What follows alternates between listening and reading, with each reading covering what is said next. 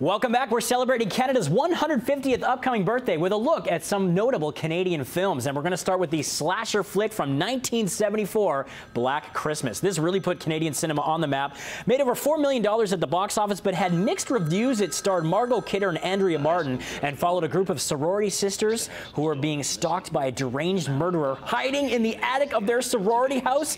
Highly influential film, went on to inspire movies like Halloween and was credited for originating the unsolved ambiguous identity of the killer. Okay, another horror one for you, a psychological twister starring George C. Scott, The Changeling. I love this film. It was mainly shot in Vancouver, and its screenplay was based upon real events that happened in Denver, Colorado, about an unexplained phenomena inside a very creepy house. The movie is set in Seattle, but was mainly shot, as I say, in Vancouver and Victoria, and features a stunning performance from George C. Scott, and really plays up the psychological terror effectively. If you haven't checked this one out, I urge you to try and find it. Okay, the 1981 Canadian science fiction horror classic is next on our list, Scanners, written and directed by David Cronenberg. This is a crazy story about people with unusual telepathic and telekinetic powers. Cronenberg was dealing with a script that was unfinished, so he wrote it between 4 and 7 a.m. each day before going through the shooting process.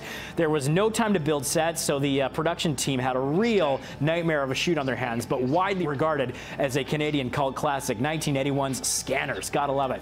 All right, family drama front and center for our next one, The Sweet Hereafter. And it wouldn't be Canadian cinema without acclaimed director Adam Egoyan. This stars Ian Holm, Sarah Polley, Bruce Greenwood, and many others, based on the novel of the same name. Tells the story of a bus accident in a small town that results in the deaths of numerous children and a class action lawsuit. Inspired by actual events that happened in Texas in 1989. Not a box office success, but critically acclaimed, won 3 awards, including the Grand Prix at the 97 Cannes Film Fest, 7 Genies, including Best Motion Picture, and regarded as one of the top Canadian films of all time. Next on Sondhi Love, this one, blistering, searing drama from the great Denis Villeneuve. 2010 Canadian mystery drama film, and it's the story of 2 Canadian twins who travel to their mother's native country in the Middle East to uncover her hidden past. There are some crazy twists and turns in this movie.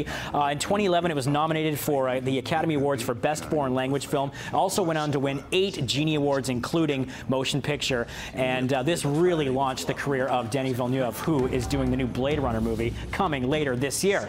Monsieur Lazhar is our next one. This is probably my favorite of all of these. A 2011 Canadian French language drama based on a one-character play. Tells the story of a refugee in Montreal who steps in to teach at an elementary school, and they basically cast an Algerian comedian by the name of Falag, who did the title role here, and he does a great job with the heart and the drama, kind of mixing the interplay between those two. The film was nominated for Best Foreign Language Film at the Academy Awards as well, won 6 Genie Awards, including Best Motion Picture, and young Sophie Nelly was 11 years old. She tied for youngest Genie winner in the history of the awards ceremony that year. Love this movie.